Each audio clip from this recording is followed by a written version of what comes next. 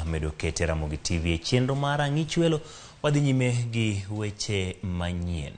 Paro pod medo nyuolore wach ma piny owacho chano mondo chwal apisas mag obila ne ruodhi ma pacho ka jopiny ka achiel kod ruodhi okawo parono mopogore opogore seche ma piny owacho to yango ni chenro biro chakore ayanga dwe mar achiel higa manyien. Wiklikofo nigi ler mathoth. Seche manok kende tok piny owacho kokalo migawo mar Arita yango ni gin kod chenro mar chwalo obila e rang'iny mar location e kor gwenge. Jopiny koro medo golo paro ewi wachno. Thoth jopiny go orwako chenro no gino ma giwacho ni biro konyo e kedo kod timbe maundu ma osebedo e kor gwenge kinde ka kinde. Wan waongo mano lwedo kendo wadwaro ni kaber to sirikal omed mano nikech jokuoge gi bisa ni giingo gi numbers. Wan wadwaro ni sirikal kaber to miwa polise kata par maseche kata 15 kwee mana alwora manyalenda ok ber ahinya. Koro an kaka jakom asiro wachno mondo gikete mapiyo kaka nyalore.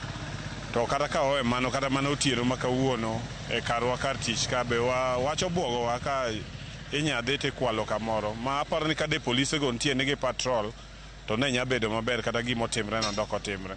Kata kamano gidwaro mondo obila go lure tir mana gi tijegi ma ok gidonjore e weche mamoko ma ok opuodhe gi chik kaka siasa e kind timbe mamoko. To gima wanyalo kwa ni polise ma idwaro mi chief nogono gibed joma tiyo tich monego ma gikonyogo jopiny, gibed joma biro haras jopiny.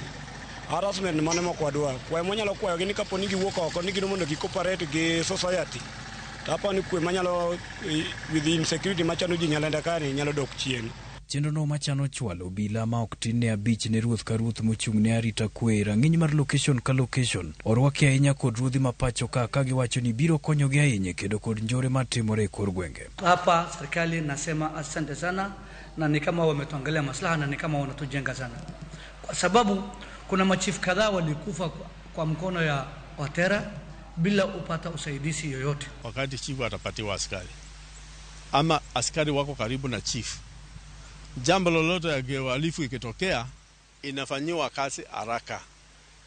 Haitachukua muda ati chifu anatuma mwananchi kwenda kwa polisi ama polisi anaambia mwananchi hii kesi ni ya chifu, rudi kwa chifu. Piny owacho kokalo kuom migawo mar Arita odiochieng' manyoro ne owacho ni gichano chwalo obila ne ruodhi gino mageto thiro maundu kaka kuo, mecho mag ang'enge kind timbe njore mamoko ma okwako gwenge mathurka. The State Department for Interior to work towards a process of enabling every chief to have security at their disposal, to enhance security at chief's offices, but also to assist the chiefs in enforcing law and order. Chenro no ma ichano ni biro chakore ayanga tarik 1 dwe mar achiel higa manyien biro chwalo obila moloyo 12,000 e locations duto 2,400 ma e thurka. Wiklikofo, Ramogi TV. Kadhi wach